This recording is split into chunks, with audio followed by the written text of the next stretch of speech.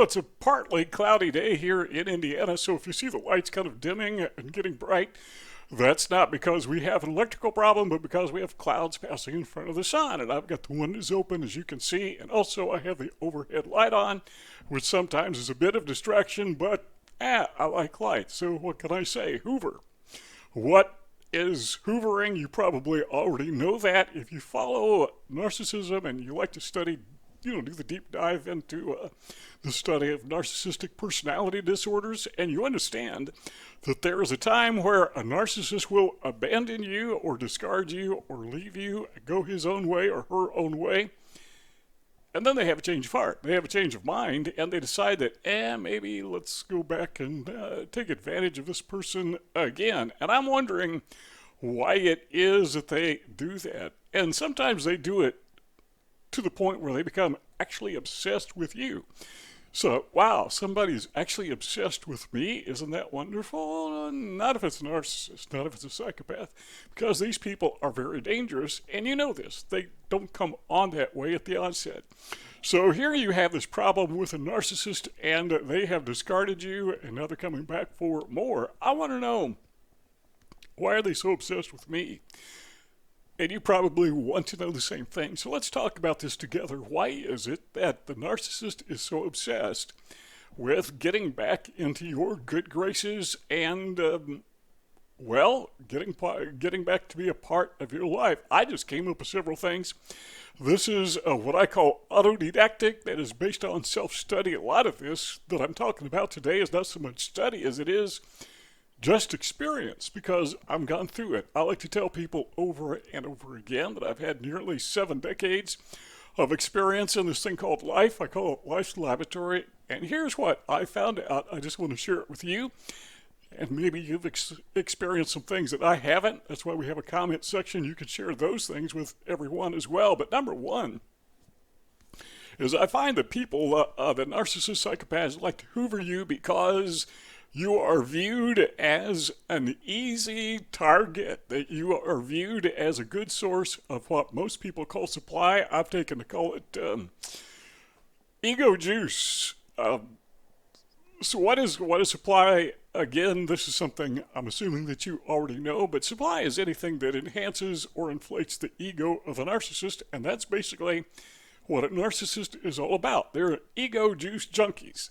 They gotta have their ego inflated, even though, quite frankly, most of them, at least some of the ones I know, don't really need it, but they have the self-perception. Again, based on experience, based on observation, but they have the self-perception that they are somehow flawed, that there's something wrong with them. They perceive a deficit in themselves, and they want to fill up that deficit because that deficit is basically a big hole in their ego, so they want to fill it up. But there is no deficit. Usually, sometimes there is, but there is no deficit, so they're basically have this illusion that they're trying to fill, and it doesn't need to be filled at all, and it does great damage, not only to them, but it does a lot of damage to their victims. So one of the reasons they come back and want to hoover, get back into our good graces, is because, they did it before, and they found that you or I were a really good source of ego juice. And, they just kind of got drunk on taking advantage of that. Now, the fact of the matter is, when narcissists have been in my life, without exception, initially I had no idea I was being maneuvered, because they're really good at that. That's what they do well. Many of them are very charismatic. They have learned to be charismatic. Some of them just naturally that way, but most of them that I've experienced, they've learned to mimic. They've learned how to get people in their good graces. Well, the second thing is they just want control. They've lost control of you because maybe they have discarded you. They've walked away from you. Not necessarily a final discard, but they had you on a string, and maybe they found somebody else. They found another puppet that they like to play with because it gave them more ego juice, gave them more supply. So they just kind of let you go for a while, and off they went. And then this other person, whoever it was, or persons, weren't really putting it out the way they wanted them to, and so they come back to you. Now, I've had narcissists do that to me over and over and over again, and gullible as I was, vulnerable as I was, I just said, the guy's a little kooky, but hey, he's a friend, and if he wants to be a friend again, okay, we'll hang out. And if he disappears, he'll disappear. That went on for, probably decades with one guy, until finally there was a final discard. And it finally occurred to me, that's why they call it a final discard, I guess. This guy is dangerous. He's got a sick problem. Some people would even say he is demonic. I'm not sure I would go that far, but it certainly would fit. So, now this guy is totally, completely out of my life. He's not a friend. He never was a friend. He never will be a friend because, quite frankly, I think he is hardwired. As most narcissists, most people who are psychopaths are hardwired to be just the way they are. You can't change these people. They do change, but they don't get better. They change for the worse. They become more savvy. They become more clever in the way they do things. Number 3 is maybe they just want the challenge, because they lost you. And again, it could be their discard. It could be that they decided on their own that for some reason they wanted you out of their lives, as we mentioned earlier. And now they want the challenge of seeing if they can get you back in. That's a possibility. I got to say, I've never actually seen that happen, but as I was putting together my notes, I was thinking, are there some other possibilities that I haven't experienced, that I haven't even thought of? And this one came to mind. So maybe they just want the challenge of regaining something they've lost, kind of like a yo-yo. See if we can get it to come back up. Throw it down, comes back up, let's do it again, over and over and over again until they become pretty good at that. I don't know about you, but I don't want to be a yo-yo. I don't want to be up and down. I want to be out of this person's hand altogether. Number 4 is this. They have this bruised ego because, and this is where they have been discarded by you. So they have a bruised ego. And they don't like that because they have been outmaneuvered. They have been outsmarted. Now, keep in mind that narcissist psychopaths like to imagine themselves being the brightest, smartest, savviest people on earth. Nobody can outmaneuver them, but you did, and that's just not possible. That's not tenable. They can't live with themselves, knowing that there is somebody out there who actually outmaneuvered them. And so they have to prove themselves better than you, It's like you have a wrestling match and you beat the guy and he says, okay, 2 out of 3. Or I don't gamble, but say somebody plays poker and they lose and then the loser says, okay, let's do it again. In other words, he wants to keep coming back until he finally wins. And then, okay, then it's over. No more second, third, fourth, fifth chances for you. So maybe it's that bruised ego that they want to heal, and the only way they know to heal it is to take advantage of you, and this time they will, in their way of thinking, win. Number 5 is a lot of times a narcissistic psychopath will just be really bothered by the fact that he lost faith with others. The duped, or the duper rather, has been duped by you. You outmaneuvered him, and he or she doesn't like it. Now, I've had narcissists in my life who final discard. Bam, they're done with me. They went through the smear campaign and tried to totally destroy me, and quite frankly, they did a pretty good job. But these people, the thing about people who live in glass houses shouldn't throw stones. Every narcissist basically is, in my opinion, a glass house. That is, they live a lie. They live in a glass house, but it's all covered with drapes and paint, and, it's all covered up because they want to hide it. It's really not that hard to poke holes, gaping holes in the mask of the narcissist, or just take the mask off or let it slip. And a lot of times you don't have to do anything, they just do it themselves. For example, I've mentioned this probably 100 times in other videos, but narcissist psychopaths a lot of times have public records. They have been sued or they have been prosecuted. And every time that happens, the mask is just ripped off. But a lot of times people aren't there to see it. They don't know it's in the public record. So if you're being harassed by a narcissist and they're trying to hoover their way back into your life, just an idea, just a suggestion, but you might want to check public records and see if you can see what is behind their mask. And that's indisputable. I mean, that's public record.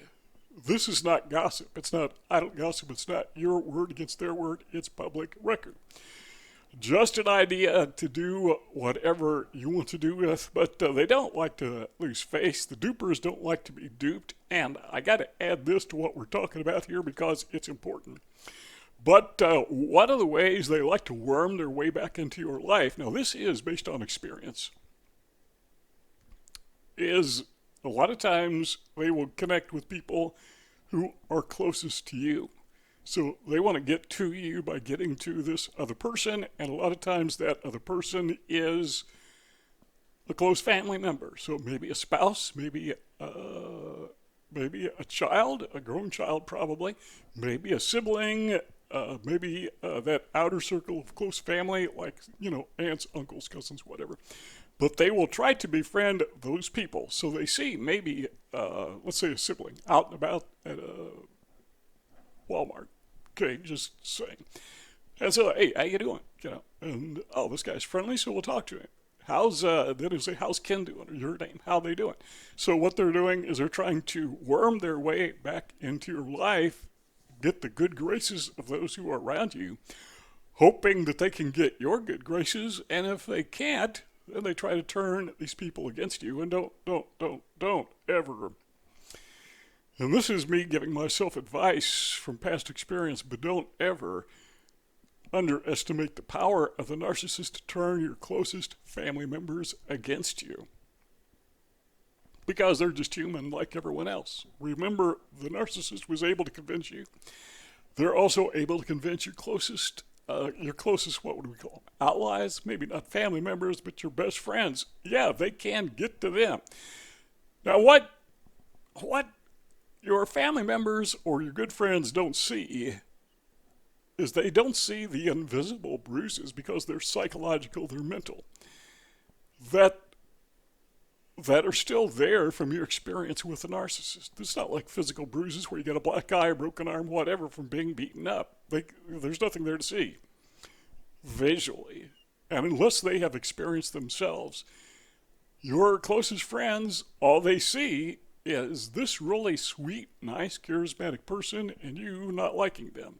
So obviously you are the bad guy, and the narcissist typically will know that.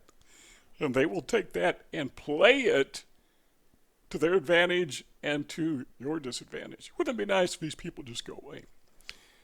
Not going to happen, so that's why we're here.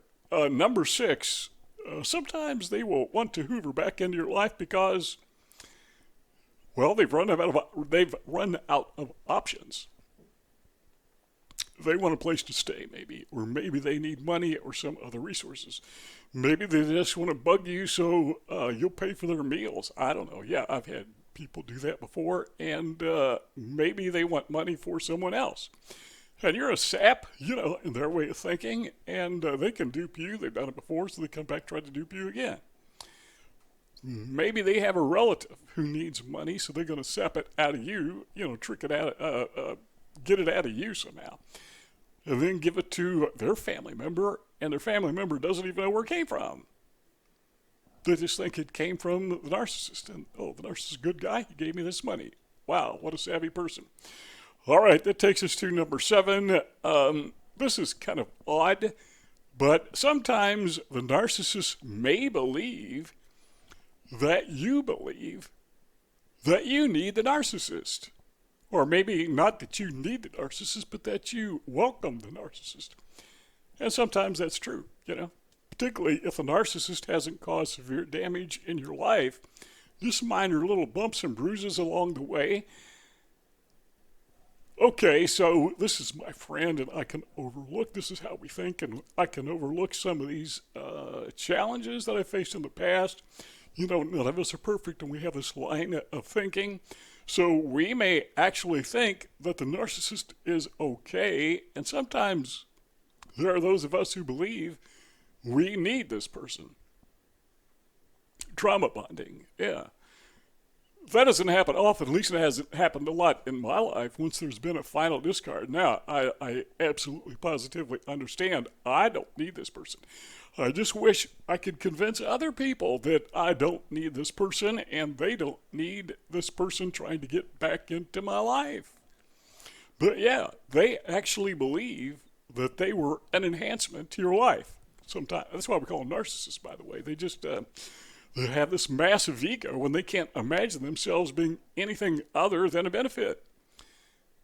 No, they even though they ripped you off and took advantage of you and dumped you, and even that duper's delight thing where they kind of danced around and smirked at you because they got away with it. But in the long run, yeah, from their way of thinking, they were really an enhancement to you. And a lot of these people, I think they really believe that.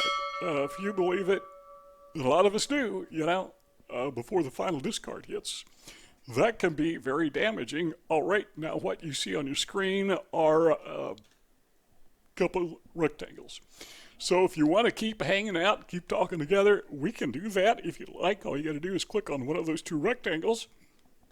But if not, thanks for stopping by and see y'all next time.